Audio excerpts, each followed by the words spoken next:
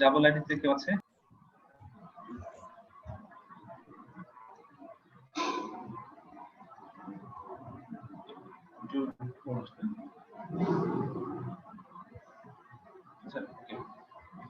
আজকে আমরা circuit breaker থেকে বেশ কিছু টপিক আমাদের বাকি ছিল, সেই টপিকগুলো আজকে শেষ করব। দেন নেক্সট ক্লাসে আমরা পাওয়ার প্রোটেকশন চ্যাপ্টার নাম হচ্ছে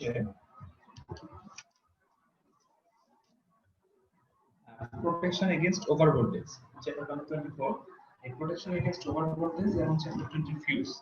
এটা নেক্সট দিন পড়বো এবং আজকে আমি যতটুকু প্ল্যান করেছি পড়াবো ততটুকু যদি পড়াতে পারি আই হোপ আমাদের সিলেবাস খুব ভালোভাবে কভার হবে।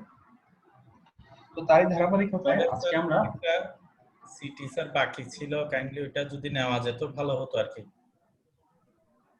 হ্যাঁ সিটি আপনার জি স্যার, তাহলে আগামী শুক্রবার 8:30 থেকে আর কি। না 9টায় দেন, একটু রেস্ট নিয়ে নাস্তা করে বসলেন তাহলে হবে। 9টা থেকে 9টায়। হ্যাঁ স্যার সিলেবাস কি হবে স্যার আজকের ক্লাস? সিলেবাস হবে আজকের ক্লাস, তারপর আগের ক্লাসে কি পড়েছি? আগের ক্লাসে কি পড়লাম বলে দাও তো।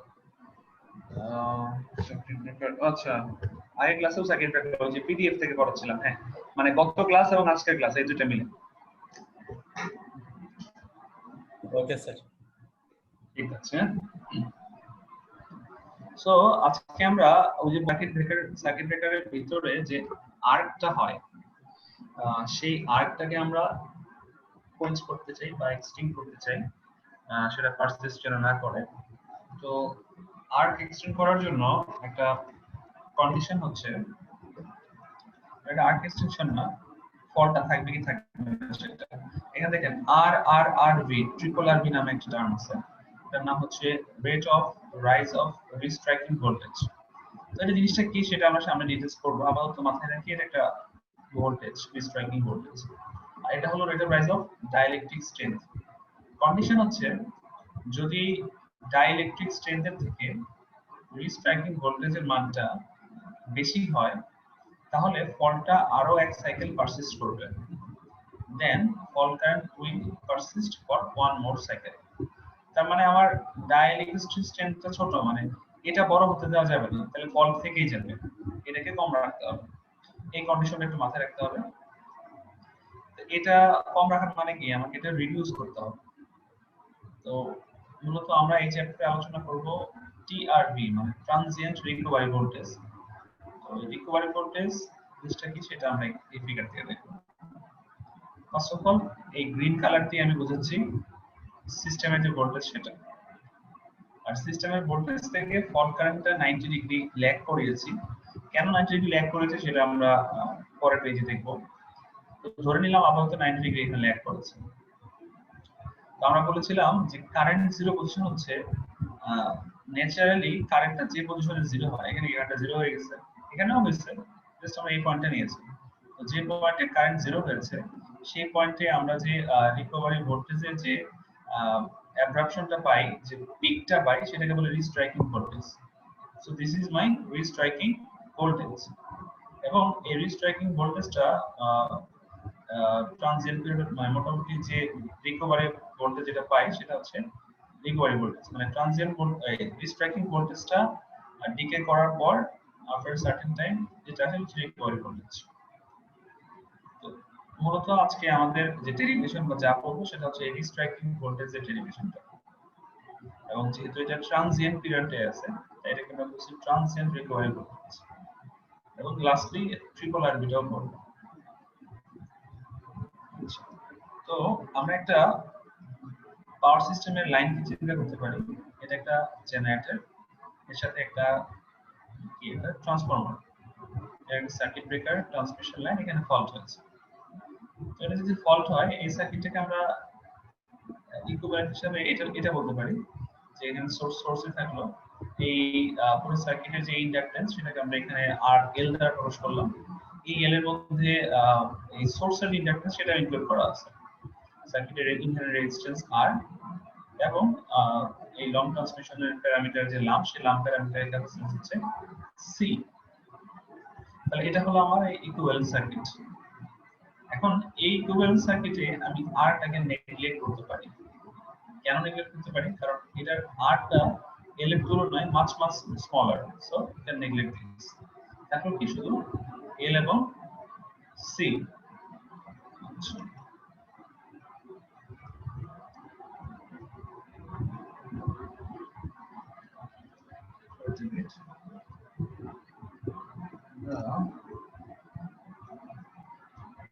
আবার স্ক্রিন দেখা যাচ্ছে, রাইট? হ্যাঁ।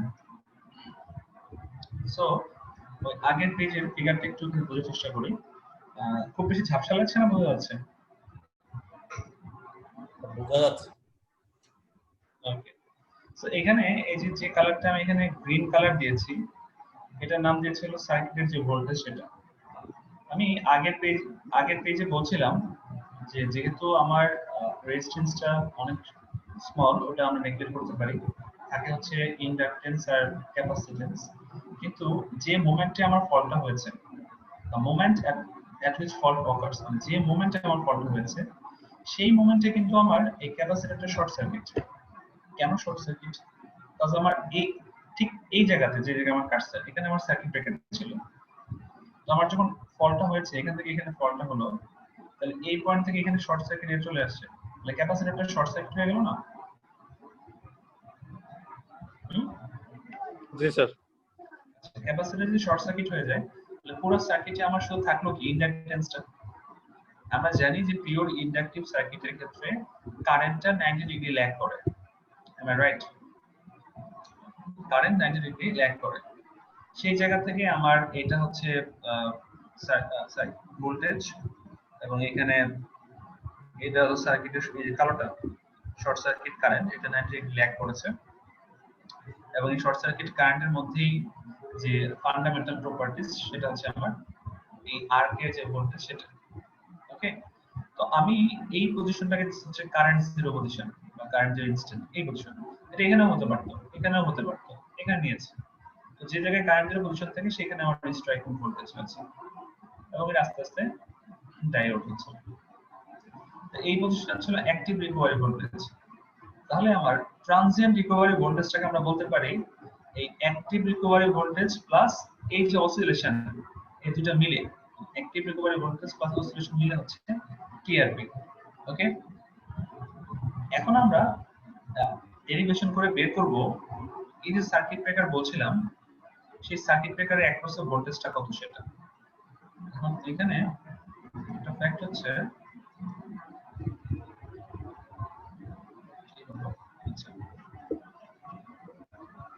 দেখেন এই জায়গাতে আমি দেখতে পাচ্ছি যে আমার যখন ফল্ট হয়েছে, সার্কিট ব্রেকারটা যখন ওপেন হয়ে গেল, সার্কিট ব্রেকারের এক প্রান্ত হচ্ছে এই ক্যাপাসিটরের এই মাথা, আর এটা তো ওপেন হয়ে গেছে, তাহলে এই প্রান্তটা কি ক্যাপাসিটরের এই মাথা।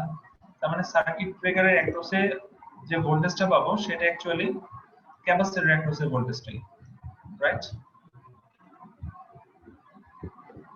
স্যার তো আমরা ওই সার্কিট ব্রেকার বা ওই কন্ট্যাক্টসের অ্যাক্রসের ভোল্টেজ বের করার জন্য আমরা যে এই সার্কিটটা এখানে নিয়েছি, নিয়ে এখানে বলছি যে ভিসি অফ এস, এস মানে যে ল্যাপ্লাসে নিয়ে গেছি, তাই তো সেটা কার অ্যাক্রসে নিচ্ছি, সার্কিট ক্যাপাসিটরের অ্যাক্রসে।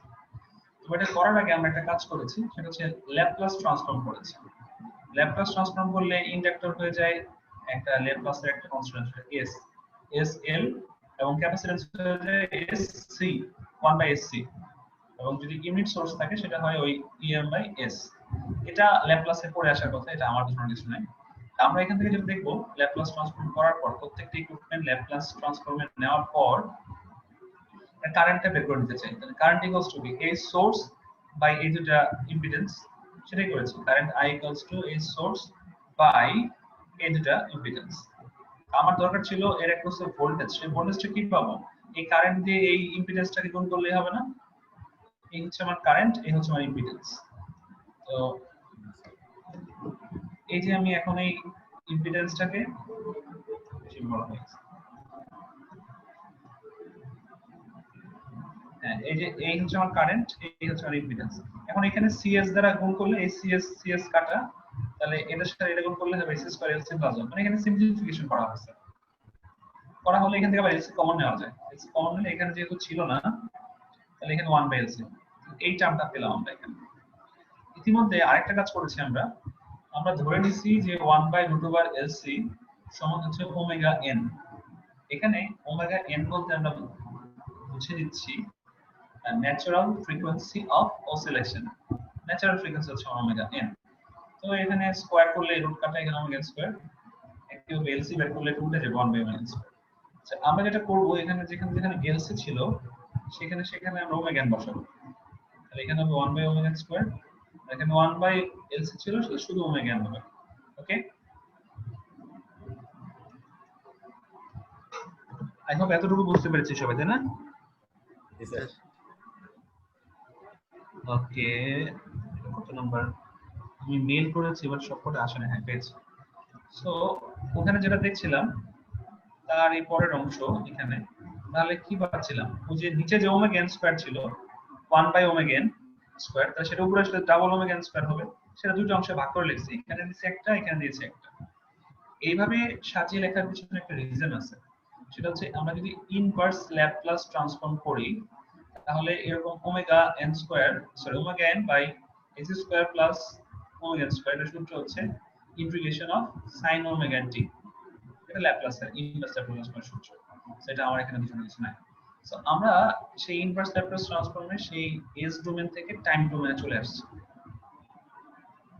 আসার পর যেটা হলো যে sin কে আমরা যদি করে দেই, sin কে ইন্টিগ্রেশন করলে আমরা যদি মাইনাস cos হয়, এবং এটা যদি আলটিমেটলি আমি লিমিটটা 0 থেকে t পর্যন্ত বসাই, দেখা যায় এখানে মান আসে হচ্ছে আমার em, এই ওমেগা n কাটা, তাহলে থাকে হচ্ছে em লিমিট বসানোর পর 1 - cos ওমেগা t। এটা আমরা হাতে করলে লিমিট বসালে বুঝতে পারবো। এখানে ওমেগা n এর পরিচয় দিয়েছি যে ন্যাচারাল ফ্রিকোয়েন্সি অফ অসিলেশন। এই যে ভোল্টেজটা পেলাম em 1 - cos ওমেগা t, এই ভোল্টেজটা হচ্ছে ওই সার্কিট ব্রেকারের যে কন্টাক্টস তার অ্যাক্রসে আমরা পাবো ফল করলে। এখন এটার ম্যাক্সিমাম ভ্যালু কত সেটা বের করতে পারি আমরা, যে আমরা জানি যে em তো কনস্ট্যান্ট, তাহলে ভেরি করে হচ্ছে cos এর টার্মটা, cos এর ম্যাক্সিমাম মিনিমাম মান হচ্ছে -1 থেকে +1। এখানে cos এর মান যদি -1 দেই তাহলে মাইনাসে প্লাস 1 + 1 2, এটা হবে ম্যাক্সিমাম। তাহলে আমি cos ওমেগা n এর মান -1 রাখতে যাচ্ছি, সেক্ষেত্রে এটা সর্বোচ্চ মান পাবো এই ফাংশনটার। তো আমরা জানি cos π এর মান -1, সেখান থেকে আমি cos বাদ দিলে আমরা t এর মান পাচ্ছি π/ওমেগা n। আবার ওই যে ওমেগা n এর মান 1/LC, ওমেগা n এর মধ্যে LC বসাতে দিলে আমরা t পাচ্ছি। সো এই t কি ডিফাইন করে? এই t এটা ডিফাইন করে যে যে মোমেন্টে আমার কন্টাক্টস এর অ্যাক্রসে ম্যাক্সিমাম ভোল্টেজটা পাচ্ছি, সেই মোমেন্টের সময়টা কত লাগে সেটা। তার মানে আমার যদি এল আর সি ভ্যালু দেওয়া থাকে আর আপনাকে এই টাইমটা জানতে চাওয়া হয়, আপনি কিন্তু করতে পারবেন এটা। এবং যে ভ্যালুটা সেটা কিন্তু 2e max, 2 কেন হবে? এই 1 + 1 মিলে 2em হয়ে যাবে। ম্যাক্সিমাম আমি ওই সার্কিট ব্রেকারের অ্যাক্রসে ম্যাক্সিমাম ভ্যালু যেটা পাওয়া সম্ভব সেটা হলো 2e max। ওকে, আচ্ছা, এখান থেকে আরেকটা জিনিস বের করে রাখবো, সেটা হচ্ছে এই সময় ন্যাচারাল ফ্রিকোয়েন্সি অফ অসিলেশনটা কত। সেটা হচ্ছে আমরা জানি omega = twice pi f, f কি হবে ω/2π, আবার ওমেগার মান 1/LC, সেই অনুযায়ী f = 1/2 pi √LC। এটা আমরা মাথায় রাখবো।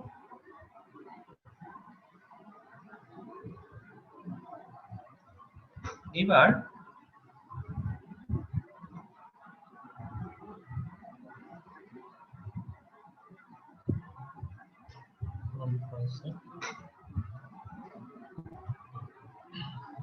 আচ্ছা, এটা আমরা মাথায় রাখলাম।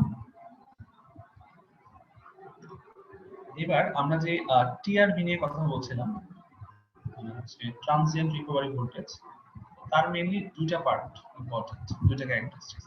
ফার্স্ট হচ্ছে অ্যামপ্লিটিউড ফ্যাক্টর, এটা খুব সহজ জিনিস, এটা জাস্ট রেশিও ট্রানজিয়েন্ট ভোল্টেজের পিকের সাথে সিস্টেম ফ্রিকোয়েন্সি ভোল্টেজের পিকের যে রেশিও, সেটা অ্যামপ্লিটিউড ফ্যাক্টর।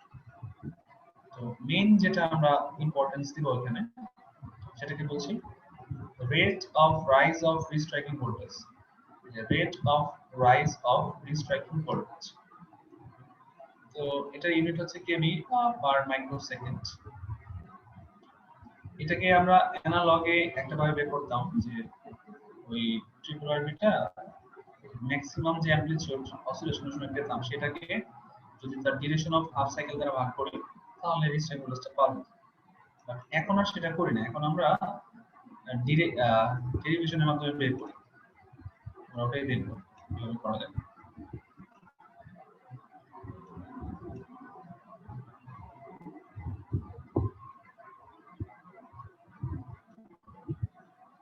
অ্যাকচুয়ালি ছবিগুলো তুলে স্ক্রিনে এনে মেল করে দিয়েছি। এখন স্পিডও হলো না, যেগুলো মেল দিয়ে দেখাতে হচ্ছে। তো আমরা বলছিলাম যে কি করব, ট্রিপল আরবিটা বের করব। ট্রিপল আরবি নাম থেকে আমরা বুঝতে পারছি যে ট্রিপল আরবি মানে rate of rise of restriking voltage. তো আমার এই ভিসি অফ টি এটা ছিল রিস্ট্রাইকিং ভোল্টেজ, রাইট? তাই না? স্যার এটার রেট অফ রাইজ মানে এটা একবার ডিফারেন্সিয়েশন। তো আমার এই ভিসি অফ টি আগের পেজে বের করে রাখছিলাম না, rate of rise of restriking voltage হচ্ছে EM all minus cos omega t, মনে পড়ে? আচ্ছা, তো সেই জিনিসটা যদি এখানে বসিয়ে দেই ভিসি অফ টি এর মান আর ওটাকে যদি টি এর সাথে ডিফারেন্সিয়েট করি তাহলে এখানে চলে আসবে EM sin omega t plus 1 কে তো বলে এমনি বাদ, এই cos কে বললে sin। এখন এই যে rate of rise of restriking ভোল্টেজটা বের করলাম, এটার ম্যাক্সিমাম ভ্যালুটা আমার প্রয়োজন করতে পারে। এখন এটার ম্যাক্সিমাম কখন পাবো? যখন এই sin ওমেগা টি এর মান সর্বোচ্চ কত হতে পারে? +1 হবে। তো আমরা sin ওমেগা টি এর মান 1 কখন হয়? যখন sin এর মান 90 ডিগ্রি হয়। sin বাদ ওমেগা টি এর মান কত? π/2। তার মানে এই সময় আমার টি হবে হলো π/2 * √c। আমরা rate of rise of restriking ভোল্টেজের ম্যাক্সিমাম ভ্যালু পাবো তখনই যখন টি এর মানটা হবে π/2 এর সাথে এসি টা গুণ হবে। আর এই সময় ভ্যালুটা হবে ইএম ওমেগা। তাহলে আমার এই প্রত্যেকটা পার্ট মনে রাখতে হবে। আমি কি বুঝতে পারছি আমরা যে কোনটা কত পেলাম? স্যার আগেরটা তো 2e max পাইছিলাম।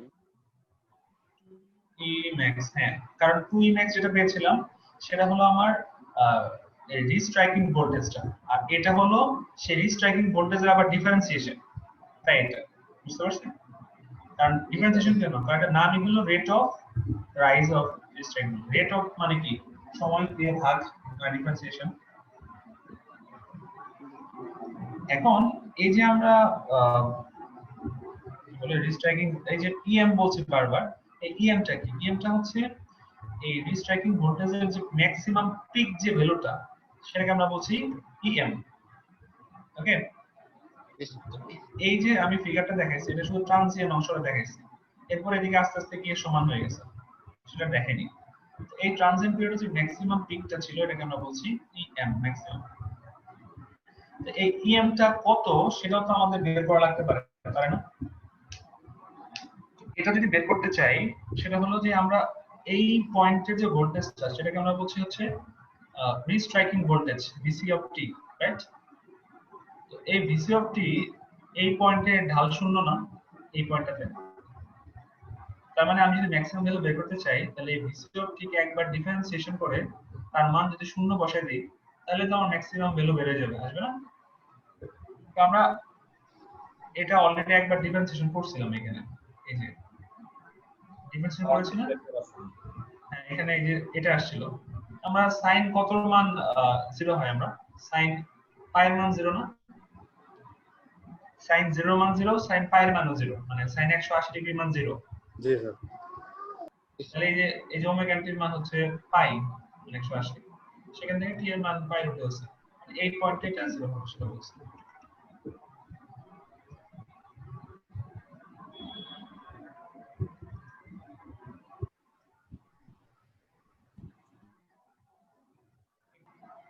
যতটুকু দেখছিলাম তারপর থেকে দেখছি সেটা হচ্ছে যে রিস্ট্রাইকিং ভোল্টেজ নিয়ে এত কথা বললাম। এই রিস্ট্রাইকিং ভোল্টেজটা মেইনলি দুই প্রকার, দুই ভাবে আমরা আলোচনা করতে পারি। একটা হচ্ছে সিঙ্গেল ফ্রিকোয়েন্সি রিস্ট্রাইকিং ভোল্টেজ, একটা ডাবল ফ্রিকোয়েন্সি রিস্ট্রাইকিং ভোল্টেজ। এটার মানে কি? আমি বললে বুঝতে পারবেন। সেটা হচ্ছে যে আমার এই যে আমি আগের বার যে সার্কিটটা দেখিয়েছি, সার্কিট দেখতে পাচ্ছেন তাই না? হ্যাঁ। তো এই সার্কিটের আমার ফল্টটা কোথায় হয়েছিল?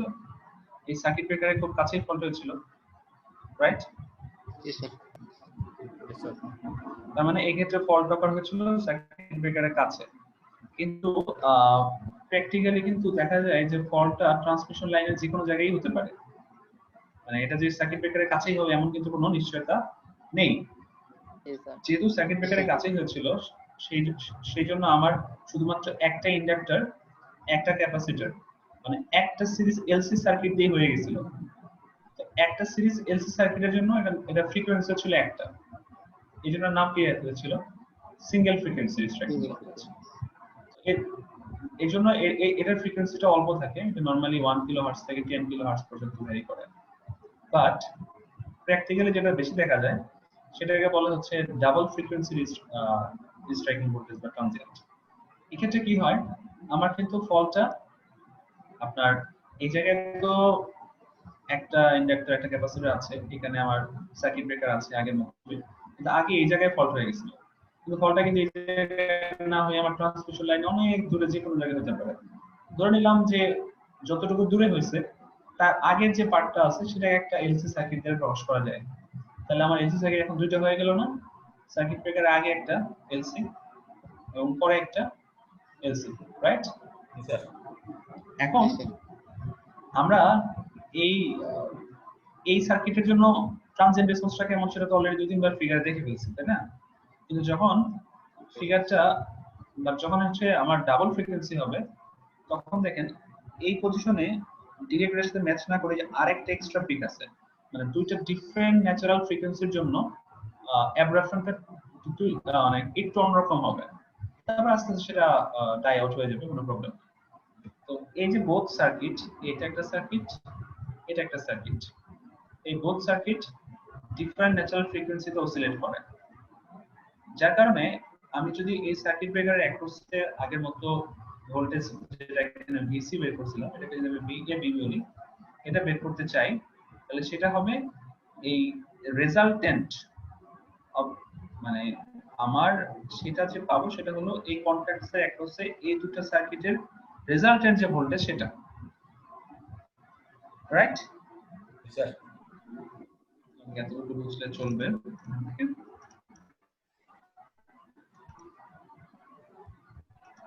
প্রশ্ন ছিল যে ডাবল ফ্রিকোয়েন্সি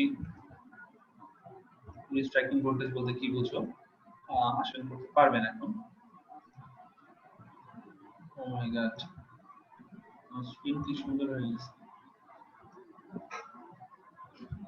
স্যার এই পেজগুলো কি ক্লাসরুমে আপলোড করবেন? হ্যাঁ, আপলোড করতে হবে।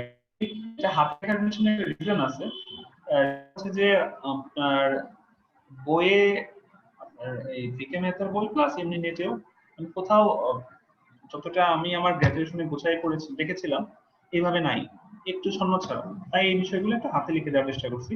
এটা যদি ক্লাসরুম হতো তাহলে তো প্যারাই ছিল না, আর অনলাইন ক্লাসের জন্য এটা হাতে লিখতে বাধ্য হলাম। আর এটা স্লাইড করব, সব তো ইকুয়েশন, এত ইকুয়েশন মানে স্লাইড লিখে কঠিন না। জি sir.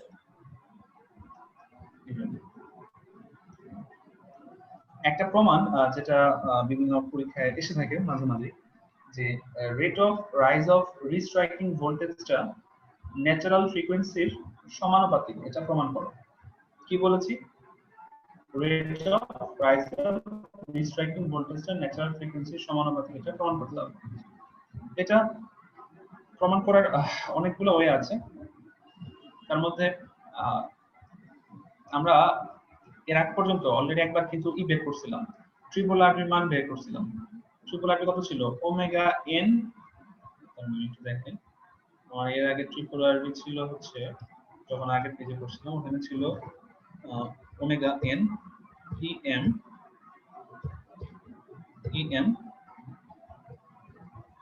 Sign omega N T, এরকম ছিল না?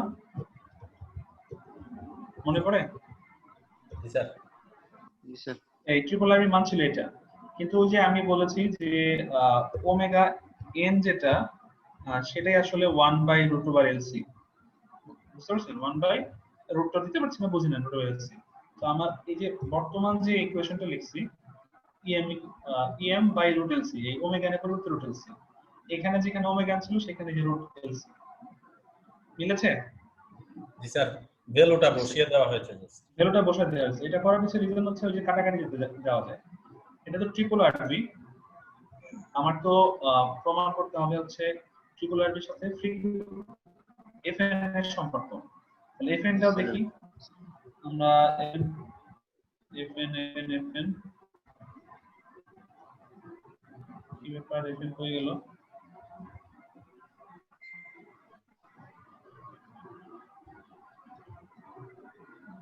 আচ্ছা 7 নম্বর, এটা 8 নম্বরে চলে আসছে, একটু ওয়েট করেন। 7 নম্বরটা মনে হয় দেখায়নি।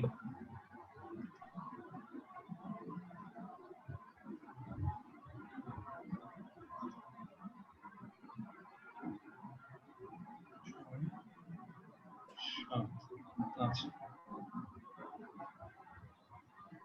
আচ্ছা ঠিক আছে, ওটাই ছয় পাচ্ছি। এফএন এর কথা বলছিলাম তাই না? এফএন টা দেখেন, আমরা তো এটা করেই আসছিলাম যে fn = 1/2/LC, রাইট? জি স্যার। এখান থেকে জাস্ট এই দুটো সম্পর্ক থেকে আমরা এটা প্রুফ করে ফেলবো। এখন প্রুফ করার জন্য আমরা এটা অলরেডি দুটো জিনিস দেখে নিয়ে আসি। সেটা হলো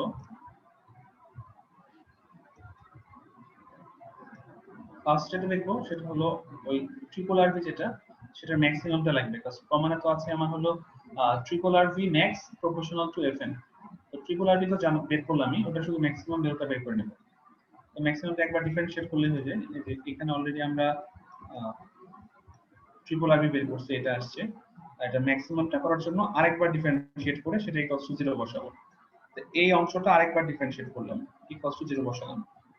sin কে ডিফারেন্সিয়েট করলে কি পাই? cos, এবং এই LC কাটা। তাহলে এখানে কি দাঁড়াচ্ছে আমার? cos TLC = 0। আমরা জানি cos 90 এর মান 0। t এর মান কত আসছে আমার? π/2LC। আমরা অলরেডি এর আগেও দেখছি যে ট্রিপল আরবি ম্যাক্সিমাম হয় যখন t = π/2LC হয়। তাহলে ম্যাক্সিমাম মানটা কত সেটা বের করা দরকার না আমার? তো সেটা আসছে em/LC, কারণ আমরা আগে বের করছিলাম এখানে, সেখানে ছিল হচ্ছে em ওমেগা n, ওই ওমেগা n এর পরিবর্তে LC। এটা কিভাবে পেলাম? আমার সূত্র ছিল em LC sin t/LC। ওই যে t এর মান এখানে বসাইছি, এটা কাটাকাটি চলে গেছে, তারপর থাকলো sin 90 মান 1 চলে আসছে। এই যে একটা পয়েন্ট মাথায় রাখলাম যে আমার একটা হলো em ট্রিপল আরবি মান ম্যাক্স এর মান হচ্ছে em/LC, তাহলে আর কিছু লাগবে না, এটা জাস্ট ওখানে বসাই দেব।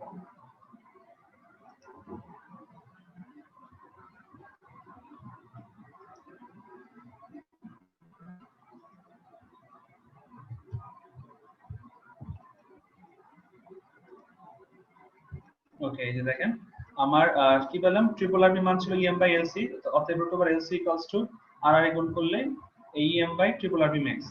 একইভাবে fm এর মান ছিল এত, তো LC = 1/2πf, এই যে 1/2πf। তো এটাও LC, এটাও LC, তাহলে এক আর দুই নং সমীকরণ থেকে লিখতে পারি ডান অংশ সমান ডান পাশের অংশ দুটো ইকুয়েশনে, সেখান থেকে এই অংশ = এই অংশ। এখন আর আই গুণ করলে এখান থেকে দেখতে পাচ্ছি যে ট্রিপল আরবি ম্যাক্স = em * 2π * fn। তো এর মধ্যে em এবং 2π দুটো হচ্ছে কনস্ট্যান্ট, এই কনস্ট্যান্টের পরিবর্তে একটা প্রপোর্শনাল আর নাই। সো বোঝা গেছে না ব্যাপারটা? জি স্যার। জি স্যার। ওকে,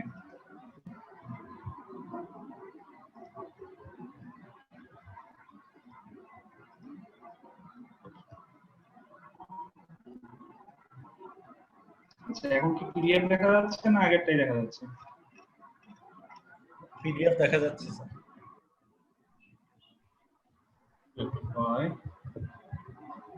এখন একটা পয়েন্ট এখান থেকে আলোচনা করা দরকার, সেটা হচ্ছে আমরা যে করলাম যে ট্রিপল আরবি ম্যাক্স এর মানটা আমার হচ্ছে ন্যাচারাল ফ্রিকোয়েন্সির সমানুপাতিক। তো একটা কথা বলা আছে যে কখনো যদি বাসবারের নিকটে ফল্ট হয়, সেই ফল্টটা সবথেকে বেশি ডেঞ্জারাস। এটা ওর্স্ট কন্ডিশন। কেন? কারণ আমার যখন বাস বারের নিকটে ফল্ট হচ্ছে তখন কি আমার ডিসটেন্সটা অল্প না ওই ইনিশিয়াল পজিশন থেকে।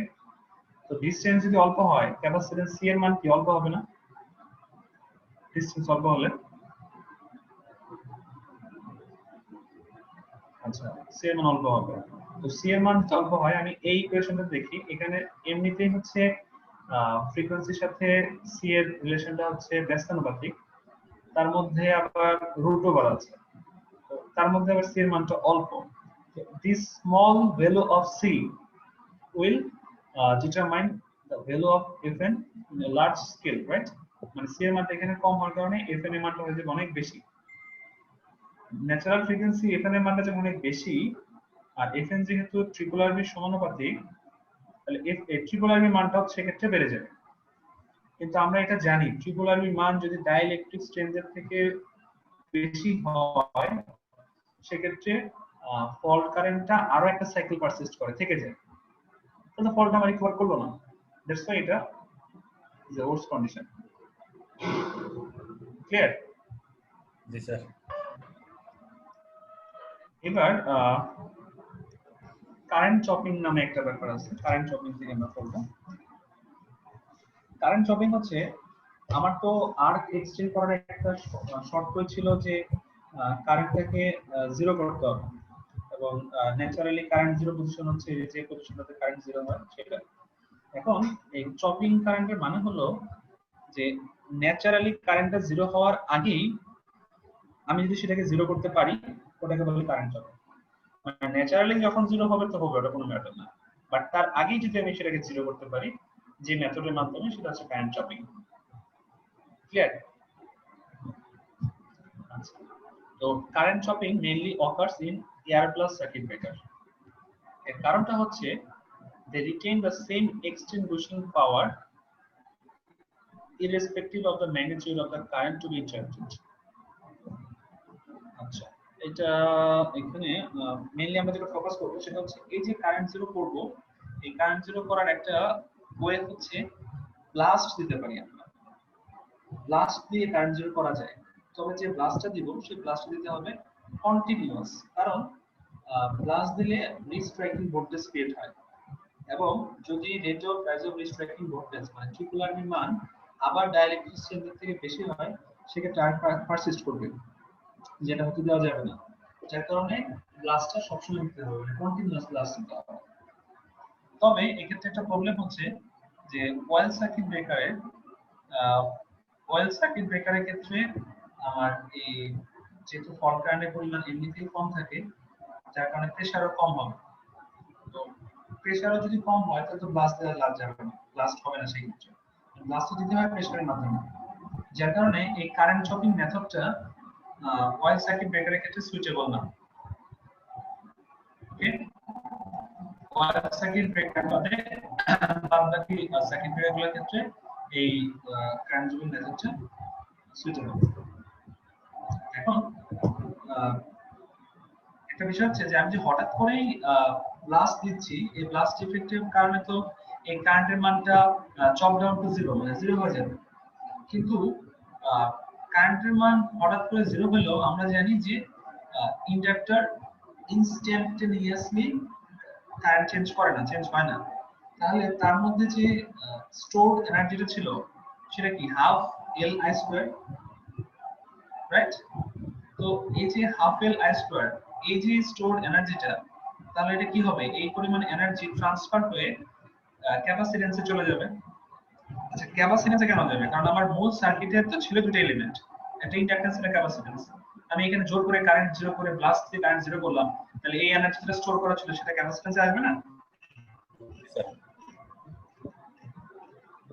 তাহলে তার মানে কি এই ইন্ডাক্টরের এনার্জি সমান ক্যাপাসিটরের এনার্জি সমান হবে।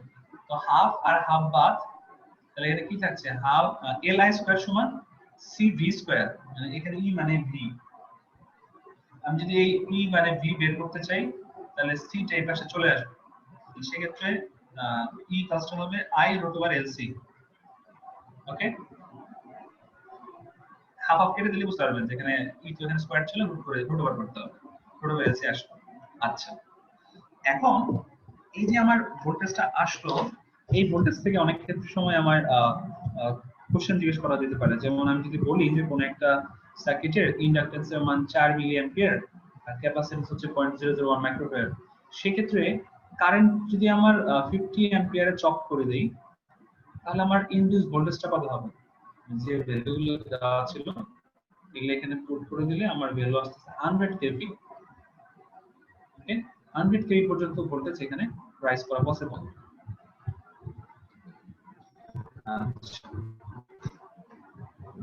এখন এই যে আমি কারেন্ট চক করলাম, এখানে কিছু ঘটনা আছে।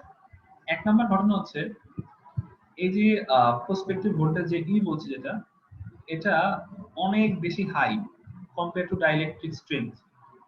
এই অনেক বেশি হাই না, মাত্র 50 অ্যাম্পিয়ার। আর এই স্মল রেঞ্জের, মিলি রেঞ্জের, মাইক্রো রেঞ্জের এলসি এর জন্য ভোল্টেজ কত আসছে? 100 কেভি না? এটা হাই না? তার মানে কি, এই যে আমি ডাইইলেকট্রিক মানে ই যেটা পেলাম সেটা কিন্তু আমার অনেক বেশি হাই ডাইইলেকট্রিক স্ট্রেংথের থেকে। কিন্তু ওই যে কন্ডিশনে বলা আছে ডাইইলেকট্রিক স্ট্রেংথের থেকে যদি ট্রিপল আরবি বেশি হয় সেক্ষেত্রে ফল্ট পারসিস্ট করবে। তাহলে কি করতে হবে? আবার এই যে ডিআয়োনাইজিং ফোর্স সেটা কিন্তু স্টিল অ্যাকশনে আছে, যার কারণে চপ অকার্স মানে চপিংটা ঘটতেই থাকে। But arc current this time is smaller, কিন্তু আর্ক কারেন্টটা এবার আগের থেকে কমে যায়।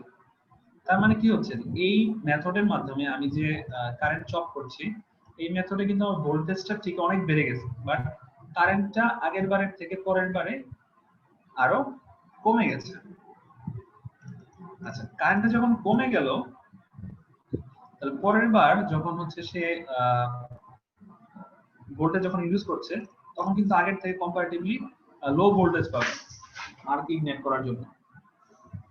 আচ্ছা, তো এই ইনফ্যাক্ট এই অনেকগুলা চপিং হওয়ার পর দেখা যাবে লাস্ট পর্যায়ে কারেন্টের পরিমাণ এত বেশি কম হবে যে সেটা ইন্টারাপ্ট করে ফেলবে এবং ইনসাফিসিয়েন্ট ইনডিউস ভোল্টেজের কারণে আর রিস্ট্রাইক করবে না।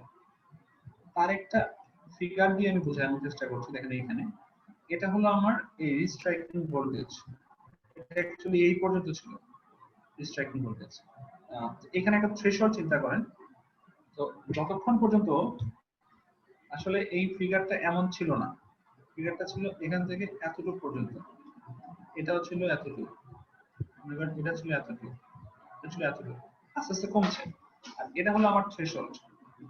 তো থ্রেশহোল্ডের উপরে যখন যখন আসছে তখন তখন আমি এই কারেন্ট চপিং এর ভ্যালু পাচ্ছি, এবং এই থ্রেশহোল্ডের থেকে কমছে, এই ভ্যালুটা আস্তে আস্তে কমে যাচ্ছে, কমে যাচ্ছে, কমে যাচ্ছে।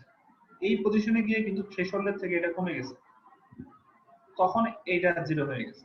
তার মানে কি, current finally suppressed before natural current zero.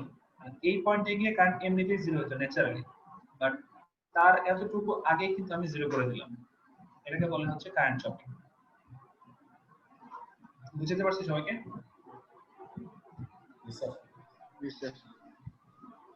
ওকে, এখন এই যে এক্সেসিভ ভোল্টেজ যেটা সার্জের কারণে হচ্ছিল কারেন্ট শপিং এর কারণে, এটা কে আমরা প্রিভেন্ট করতে পারি একটা ওয়েতে। সেটা হলো এই সার্কিট ব্রেকারের একটা প্যারালালে রেজিস্ট্যান্স লাগাতে পারি, শান্ট রেজিস্ট্যান্স, যেটাকে আমরা ভবিষ্যতে রেজিস্ট্যান্স সুইচিং নামে একটা টপিক পড়ব। এর মাধ্যমে আমরা এই সার্জ ভোল্টেজটাকে প্রিভেন্ট করতে পারি।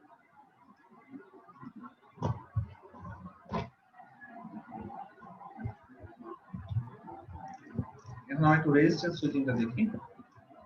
এটাকে বলে রেজিস্ট্যান্স সুইচিং, মানে আগের মতোই সেই আমার কি বলে এটাকে, ইন্ডাক্টর ক্যাপাসিটর একটা সার্কিট ব্রেকার ছিল, তারপর একটা রেজিস্ট্যান্স লাগিয়েছি। এই যে আমি 23 নাম্বার ফিগারটা সবাই একটু দেখতে থাকেন, এখানে কি কি কি লেখা আছে।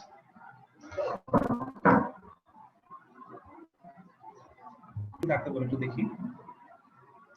অলরেডি এতক্ষণ পর্যন্ত আমরা যা করলাম সেখানে কারেন্ট চপিংটা করেছি, ক্যাপাসিটর ব্রেকিংটা যদি দেখি নাই ওটা লাগবে না আমাদের। এই দুইটার মাধ্যমে আমরা কারেন্টটা চপিং শিখলাম। তো এই দুটার কারণে কিন্তু আমার ভোল্টেজটার অনেক অসিলেশন হয়েছে, মানে রাইজ হয়েছে, বৃদ্ধি পেয়েছে। আর এটাকে আমরা কমানোর জন্য যে মেথডটি ইউজ করব না হচ্ছে resistance switching.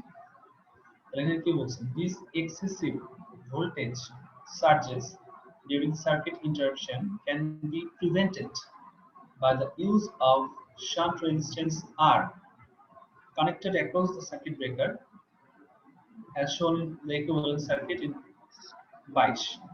This is known as resistive switching. আশা করি লেখা যাবে resistive switching। এবার কিভাবে কাজ করে একটু দেখি।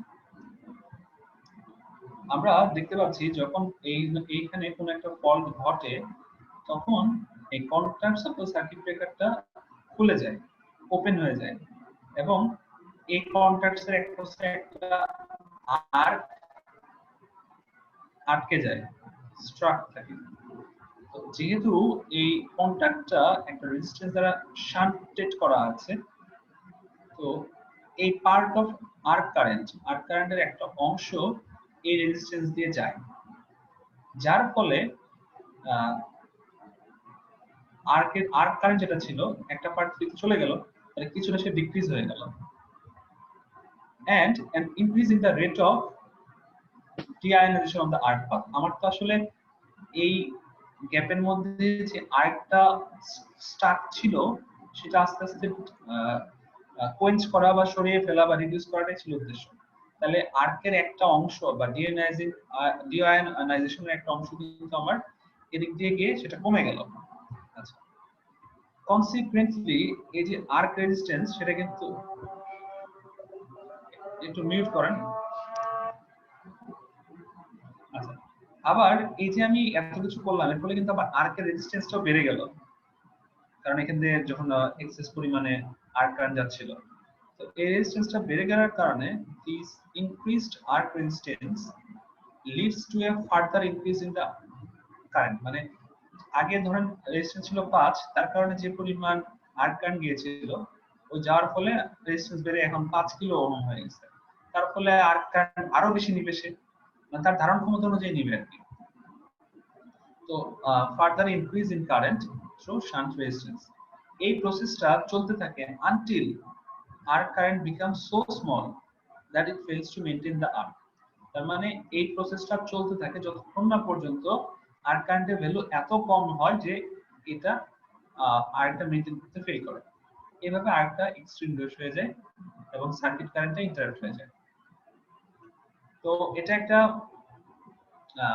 যেহেতু এখানে রেজিস্ট্যান্সের ব্যাপার চলে আসছে, ন্যাচারাল ফ্রিকোয়েন্সিটা আগের মতো 1/2 না দিয়ে এক্সট্রা একটা টার্ম যোগ হয়েছে, সেটা হচ্ছে 4r²LC r²C। তো মূলত এটা ওজার বইয়ের 483 নাম্বার পেজে, 483 না পেজ নাম্বার বলে দিচ্ছি, 388 নাম্বার পেজে যারা দেখতে পারেন এটার ডেরিভেশন আছে, যে এখন যেটা আমি মার্ক করলাম ½ √L/C। এই ½ √L/C মানে হচ্ছে আমি এই r এর ভ্যালুটা কত করলে আমার ক্রিটিক্যাল ড্যাম্পিং হবে। ক্রিটিক্যাল ড্যাম্পিং বোঝেন? ক্রিটিক্যাল ড্যাম্পিং হচ্ছে যে ন্যাচারাল ফ্রিকোয়েন্সির জন্য আপনার খুব দ্রুত এবং খুব ফাস্টলি সেটা হচ্ছে মানে এক্সপোনেনশিয়ালি মুভ করে সেটা ইকুইলিব্রিয়ামের দিকে যাওয়ার ট্রাই করবে। তো ট্রাই করতে হবে যে আমার আর এর ভ্যালু এমন ভাবে চুজ করতে হবে যেন সার্কিটটা ক্রিটিক্যালি ড্যাম্পড হয়। ড্যাম্পিং তো নেট থেকে দেখে নেবেন, under damping, over damping, critical damping কয়েক রকমের আছে। তো যে ভ্যালুর জন্য আর এর যে ভ্যালুর জন্য ক্রিটিক্যাল ড্যাম্প হয় সেটা আমরা এখানে দেওয়া আছে 0.5 √L/C। তো এছাড়াও আরো দুটো আছে, সে দুটো যেমন আমি যদি এটা কি বললাম, ক্রিটিক্যাল ড্যাম্প বলেছি তাই না? ক্রিটিক্যাল ড্যাম্পিং এর জন্য আমার আর এর ভ্যালুটা হচ্ছে 0.5 √LC।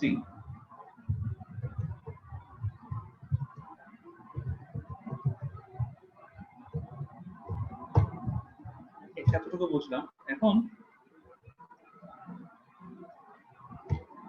এটা যখন ক্রিটিক্যাল ড্যাম্পিং না হয়ে আমার আন্ডার ড্যাম্প হবে,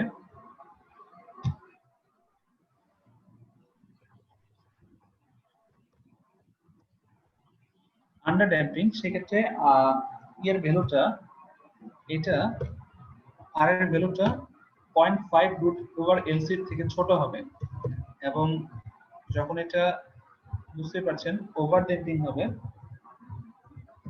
বড় হবে, তখন এটা বড় হবে। এই প্রমাণটা ওঝার বইয়ে দেওয়া আছে। interested people can search for that. এতটুকু মাথায় রাখতে হবে। আর ক্রিটিক্যালটা তো অবশ্যই মনে রাখতে হবে 0.5 √LC। তো এটা দিয়ে আমার ক্রিটিক্যাল রেজিস্ট্যান্সের ভ্যালু বের করা বলা হতে পারে যদি কোশ্চেনে আসে। তো এই যে আমি রেজিস্ট্যান্স লাগাচ্ছি এটাকে রেজিস্ট্যান্স সুইচিং বলে অ্যাকচুয়ালি।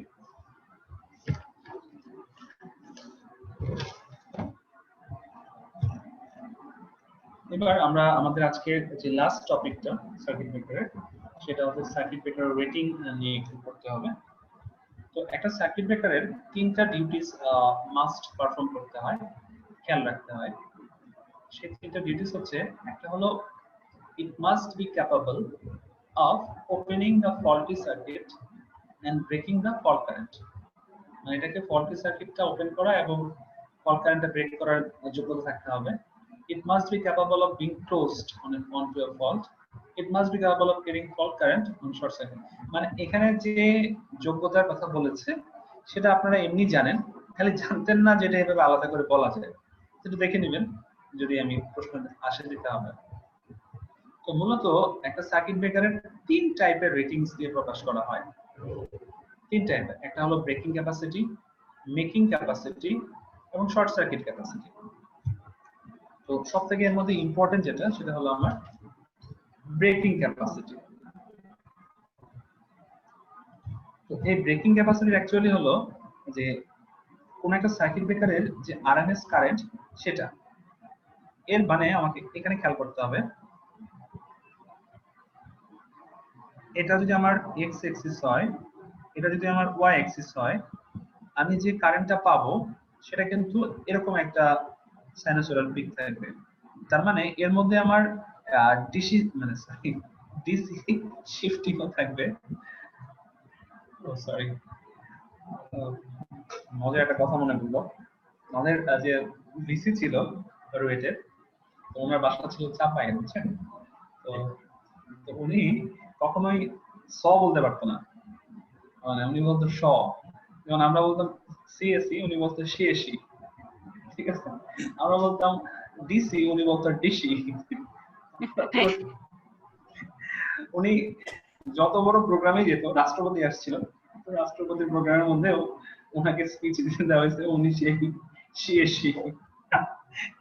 সব টিচাররা হেসেল, হঠাৎ করে মনে পড়ে গেল এই ডিসি থেকে। তো যাই হোক, এই যে ডিসি ভ্যালু এটা হচ্ছে আমাদের ডিসি অফসেটের কারণে। তার মানে আমি যখন এসি মানে আরএমএস কম্পোনেন্ট নিচ্ছি সেখানে কিন্তু আমার এসি এবং ডিসি দুইটা ভ্যালুই থাকতে পারে, ঠিক আছে? যেমন এই যে এটার মাঝখানে আমি ডিসি ভ্যালু কিভাবে থাকে বুঝেন তো নাকি দেখাইতে হবে? এসি আর ডিসি মিক্স, এখানে যে এসি ডিসি দুটো মিক্স আপ আছে এটা বুঝতে পারছেন? জি স্যার, একটা স্ট্রেট লাইন আর একটা হচ্ছে সাইকেলের মতো আর কি। হ্যাঁ, শুধু তাই না, আমার এইভাবে দেখেন, দেখে আপনারা কে কত স্মার্ট। আপনাদের যদি আমি একটা সার্কিট আঁকতে বলি, 2 প্লাস সাইন ওমেগা টি, এটা আপনাদের মধ্যে কেউ পারলে তাকে নগদ 5 মার্ক দিয়ে দেবেন। এটা কি ভাইকে দেখাতে পারবেন? 2 প্লাস সাইন ওমেগা টি,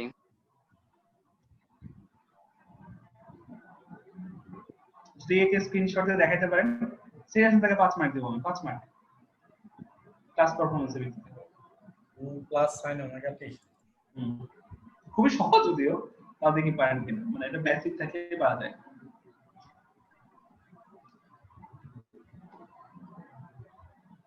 কেউ সাহস করবেন, পারবেন? 5 মার্ক মনে নাই স্যার। আচ্ছা, এক সময় শিখছিলাম স্যার। এই তো এটাই হয়। তো এটা হলো আমার এক্স এক্সিস, এটা ওয়াই এক্সিস, এটা হলো আমার 0 1 2 3। তার মানে কি 2টা হচ্ছে আমার এই জায়গাতে, তাই না? আমি এখানে একটা দাগ দিলাম। আর আমার এইখানে কি অ্যামপ্লিটিউড কিছু বলা নাই, মানে কি 1 আছে, তাহলে আমার 2 এখানে, আর এই সাইনোসয়েডাল সিগন্যালের আমার অ্যামপ্লিটিউড কত? 1 না? তাহলে এটা 1 2 এটা 3, তার মানে এটা এখান থেকে শুরু হবে 1, এরকম ভাবে ভেরি করবে। এটার এদিকে অ্যামপ্লিটিউড 1, এদিকে অ্যামপ্লিটিউড 1। তাহলে 2 এর জন্য এই যে প্রথমে ডিসি সেটা আমার তো দেখি চলে আসছে, কাউকে এসব ভেঙাতে হয় না, ভেঙালে নিজের মধ্যে চলে আসছে। যাই হোক, এখানে যে ডিসি ভ্যালুটা আছে এটা হলো 2, তারপরে এখানে এই যে এখান থেকে শুরু হয়েছে, এটাকে আমরা শিফটিং বলি, বা অনেক সময় আপনারা যখন ইলেকট্রনিক্স ল্যাবে ডিসি অফসেটের নাম শুনেছেন, ক্যাপাসিটর থাকে যেটা ডিসি অফসেট শিফট হতো ডিসি ভোল্টেজ স্টোর করার কারণে। এখন বোঝা গেছে এসি ডিসি কিভাবে মিক্স থাকে? জি স্যার। আচ্ছা, তো এখন ব্রেকিং ক্যাপাসিটিটা কিন্তু শুধুমাত্র আপনার এসি বা ডিসি তে হয় না, এসি ডিসি মিক্স থাকবে। যেমন এখানে একটা কথা বলছে যে it is the RMS current that a circuit breaker is capable of breaking, মানে RMS কারেন্টের যে কারেন্টটা একটা circuit breaker breaking at a given recovery voltage under specified condition। এই সংজ্ঞা থেকে যদি কিছু বোঝা যাচ্ছে না, এটা বুঝতে হলে এটা দেখতে হবে। চিন্তা করেন যে ডি ডি প্রাইম, এটা হলো আমার ডি ডি প্রাইম। এই ডি ডি প্রাইমের দিকে যদি তাকাই তাহলে এখানে দুটো পার্ট আছে, একটা হচ্ছে এই উপরের পার্টটাকে আমি এক্স বলছি আর নিচের পার্টটাকে কি বলছি ওয়াই।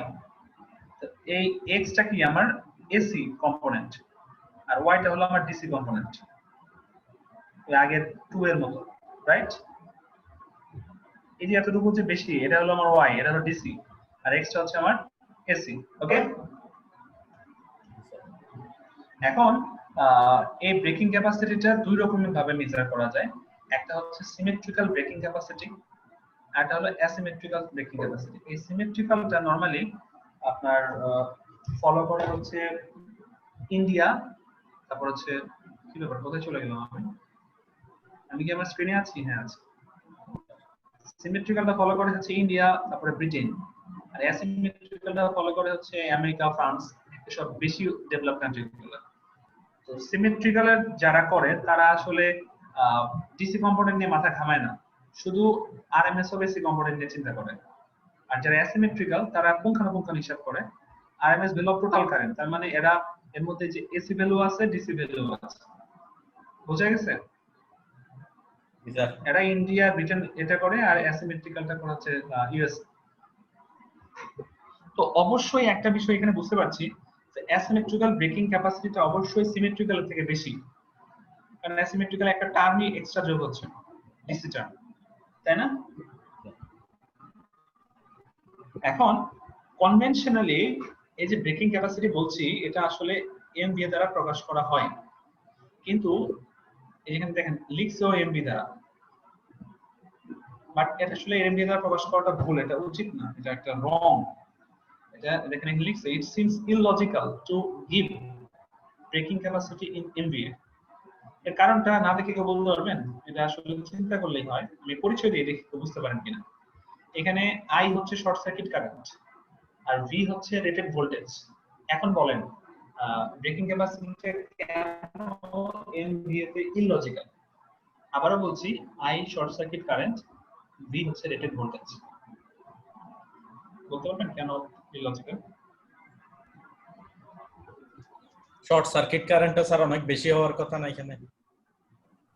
পয়েন্ট ধরেছেন কিন্তু অ্যানসার হয়নি। সেটা হচ্ছে আপনার যখন শর্ট সার্কিট হবে সেখানে কি ভোল্টেজ থাকতে পারবে? ভোল্টেজ কত হয়? জিরো হয় না? ভোল্টেজ তো জিরো স্যার, ওইটাই বলছি। এক্স্যাক্টলি, মানে আপনার ওপেন সার্কিটে যেরকম কারেন্ট জিরো, শর্ট সার্কিটে ভোল্টেজ জিরো। তাহলে যখন আপনার শর্ট সার্কিট, তখন তো এই ভি এর মানটা এমনি জিরো হওয়ার কথা। একটা টার্ম যদি জিরো হয়, টোটালটা জিরো হয়ে যাবে না?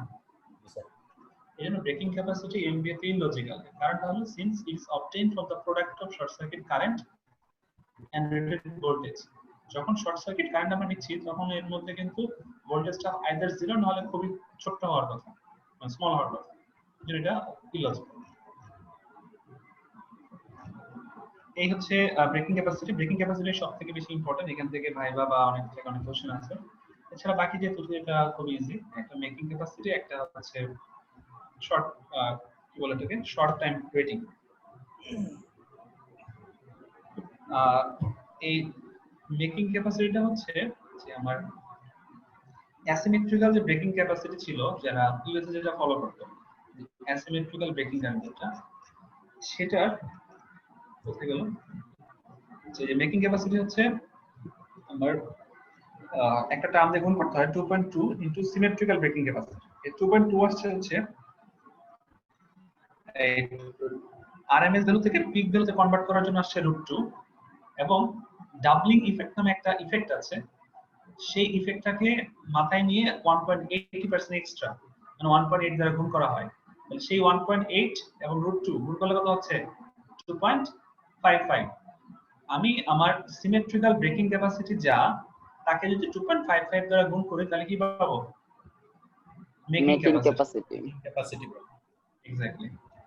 আর এটাতে নাথিং সিরিয়াস, এমনি ম্যাথমেটিক কোনো সংজ্ঞা নেই, নরমাল বিষয়, যেটা যে পিরিয়ডে সার্কিট ব্রেকারটা ফল কারেন্টটা কি করতে ক্লোজ করতে হবে হয়। এই ছিল আমার সার্কিট ব্রেকারের খুঁটিনাটি, এর বাইরে কিছু নাই। তবে আমি এখানে যে ম্যাথমেটিক্যাল টার্মগুলো বলেছি, সেই টার্মের মধ্যে যদি কোনো উদাহরণ বা ম্যাথ পড়েন তো দেখবেন, না পড়লে দেখবেন না। আমাদের এই সিটিতে কি ম্যাথ থাকবে স্যার? আজকে এবং গত ক্লাসে যা পড়িয়েছি এর মধ্যে সবই থাকবে। গত ক্লাসে অবশ্য তেমন কিছু পড়াইনি, আজকে সার্কিট ব্রেকার থেকে যা পড়ালাম এবং গত ক্লাসের ওই যে পিডিএফ থেকে যেগুলো মার্ক করা ছিল, পিডিএফ দিয়ে দিবেন তাহলে বুঝবেন কোন মার্ক করা আছে। তো মেইনলি আসলে সার্কিট স্যার ওই ব্রেকার ডেরিভেশনটা স্যার যদি একটু পিডিএফ আকারে দিতেন আমাদের জন্য সুবিধা হতো স্যার। আমি এক কাজ করব, ওই আমার যে ছবিগুলা ওটা 1 2 3 4 সিরিয়াল করা আছে, হ্যাঁ, তো আপনাদের মধ্যে কেউ একজন ওটাকে ওই ছবিগুলা পিডিএফ করে আপলোড নিজে আপলোড করে দিবেন, তাহলে হবে। ঠিক আছে? পেজের সিরিয়ালটা থাকলে হবে। খাতার উপরে পেজের সিরিয়াল নাম্বার দেওয়া আছে, তাহলে বুঝবেন।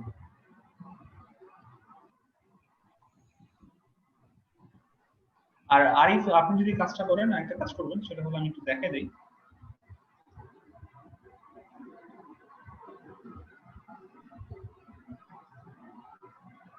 এই যে এটা লাস্ট পেজ, এখানে লেখা আছে না 7, এই যেটা হচ্ছে তোমার লাস্ট, ওকে। তবে এখানে একটা ফ্যাক্ট হয়ে গেছে, সেটা হচ্ছে 7টা পেজ হলো, 6 নাম্বার পেজের ব্যাক সাইডেও লিখেছিলাম, তো ওটা 7-এর আগে দিবেন, 6-এর পরে দিবেন। সেটা হচ্ছে যে এইটা পরে একটা সিঙ্গেল পেজ আমি বললাম না, ওয়েট করে আমি পাঠাচ্ছি। আমি ওখানে আমি যখন আপনাদেরকে এটা মেইল করব, আমি লিখে 6-এর সাথে মাঝখানে, তাহলে আপনাদের নিতে হবে, সমস্যা নেই। মানে টোটাল পেজ হবে স্যার 8টা আর কি। 8টা, হ্যাঁ, টোটাল পেজ হবে 8টা। যেটা পেজ নাম্বার নাই ওটা 6-এর সাথে মাঝখানে দিবেন, তাহলে স্যার সিটি কি গুগল ফর্মে হবে? আর কয় তারিখ হবে স্যার? সিটি হচ্ছে আগামী শুক্রবার রাত 9টা গুগল ফর্মে হবে। থ্যাংক ইউ স্যার টাইম কি 20 মিনিট? টাইম এরকম 20 থেকে 25 মিনিটের মধ্যে। যদি ম্যাথমেটিক্যাল টার্ম কম থাকে তাহলে সময় কমে আসবে, 20 মিনিট সামথিং। আমাদের একটু টাইম বাড়াই দিন স্যার, প্লিজ স্যার। না না না না না, এইসব আবদার করেন না। গত সিটি স্যার আমাদের সবারই প্রায় খারাপ হয়েছে স্যার, খুবই খারাপ হয়েছে। গোলাপান দেখা নেই করেন। না স্যার গত সিটিতে ম্যাথটা তো ছিল, তো স্যার ক্যালকুলেশন করতে আমি ব্যাপারটা দেখবো, যদি ম্যাথমেটিক্স থাকে টাইম বাড়াবো, না থাকে টাইম ওরকমই থাকবে। ওকে মুকুল ভাই, হ্যাঁ আর একটা সমস্যা হয়েছিল যে আমাদের ম্যাডামের কোশ্চেনটা পাইতে দেরি হয়েছিল, এরকমের কোনো কিছু হয়ে যাবে? গতবার তো 3 মিনিট, ম্যাডামের মতো তো অত লেট হয় নাই, স্যারেরটা 3 মিনিট লেট হয়েছে জাস্ট। ওটা হচ্ছে ওই সিস্টেমের ফল্ট, স্যারে ঠিকই ওই টাইমে সেট করে দিয়েছিল, কিন্তু ওই সিস্টেমে আসতে বা 2-3 মিনিট যেটা লেট হয়েছে। আর ম্যাডামেরটা তো অন্য বিষয়। আচ্ছা ঠিক আছে। আমার কোশ্চেন স্কেডিউল করা থাকে, হ্যাঁ, মানে স্যার একটা শিডিউল করে দিয়ে যে এতটুকু সময় পরে ওটা নিয়ে যাবে, তাহলে স্যার আমাদের কনফিউজ থাকে না যে আসলে লেট হয়ে যাচ্ছে না কি হচ্ছে। জি স্যার, এই টাইমটা সেট করে দিয়েন স্যার। টাইমটা সেট করলে স্যার আমাদের কোনো টেনশন থাকবে না, আমরা পারি না পারি নিয়ে নিল সে। বুঝতে পারছি। এখন প্রবলেম হচ্ছে কি, টাইমিফাই বা ফর্ম লিমিটার অ্যাড করার ট্রাই করেছিলাম, বাট এদের কি সার্ভার প্রবলেম কি যাই না। মানে আমি ওই অ্যাডঅনস দিয়ে, গুগল ফর্মে অ্যাডঅনস দিয়ে যেটাই অ্যাড করছি কোনোটা নিচ্ছে না, ট্রাই করেছিলাম। এই জন্য ম্যানুয়ালি যেটা করছিলাম যে গুগল ফর্মে ডিউ লেট, মানে যারা লেট করে দিবেন ওদের ডিউ লেট দেখাবে। তবে হ্যাঁ, সবাই হ্যান্ড ইন করে দিবেন, মানে হচ্ছে সাবমিট করার পর আবার টার্ন ইন করে দিবেন। বুঝেন তো কিভাবে করে, তাহলেই হবে। সাবমিট করলে তো স্যার এখানে দেখলাম অটো টার্ন ইন হয়ে যাচ্ছে স্যার। টার্ন ইন হলে তো ভালো, অনেকেরটা হয় না, তাই বললাম।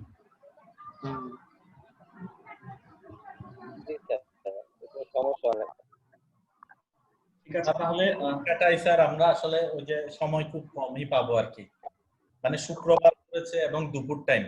এর আগের দিন আবার পরীক্ষা হচ্ছে, শেষ হবে 9টা বা 10টা, ওরকম যখন হয় আর কি।